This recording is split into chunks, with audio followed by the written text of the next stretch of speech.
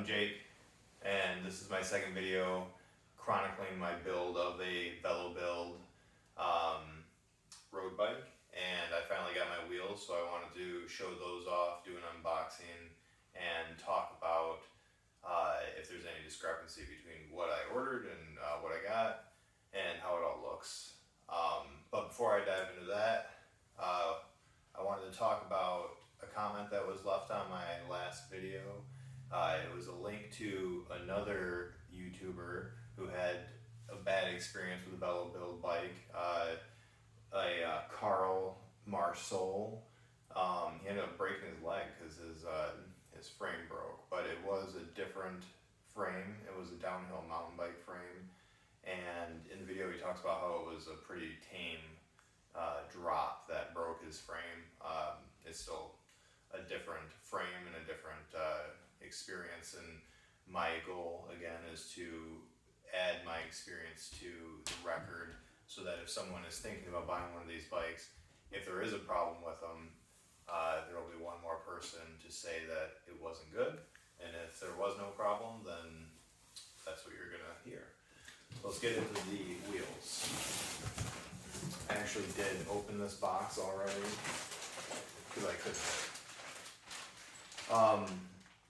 Real quick, this is actually the Garmin mount for the handlebars, and it's actually more solid than I thought it would be. It's a pretty thick piece of carbon.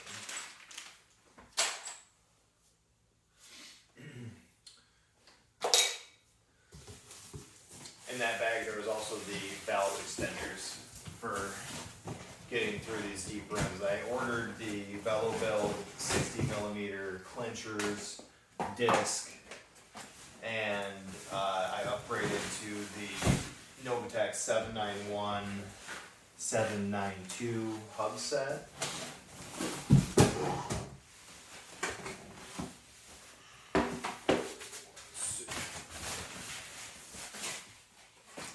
Well, there's the first one, the front wheel.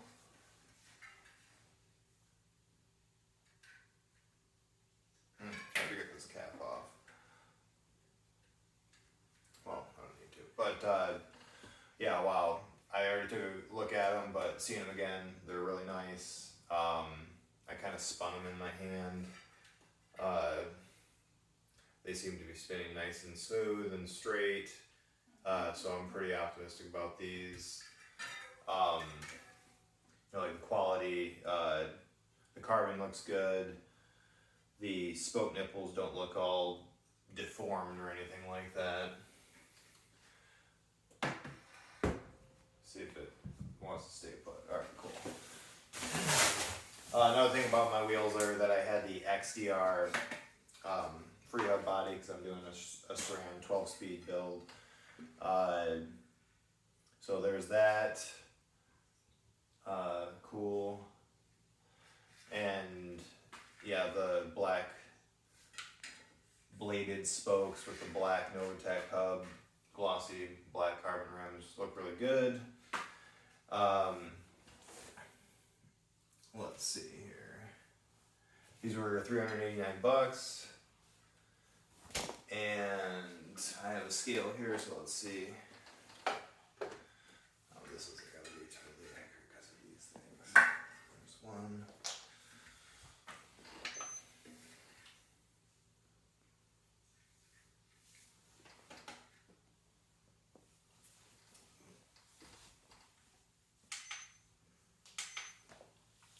So it says that the rear wheel is 984 grams.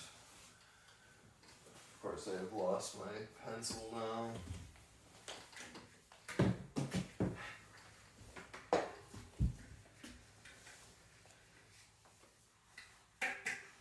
Oh, yeah.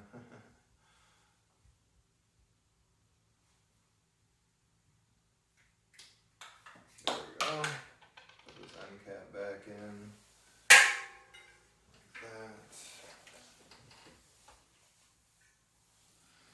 866, so that's almost 1,800 grams, and oh, yeah, maybe my mental math isn't so good, we'll see.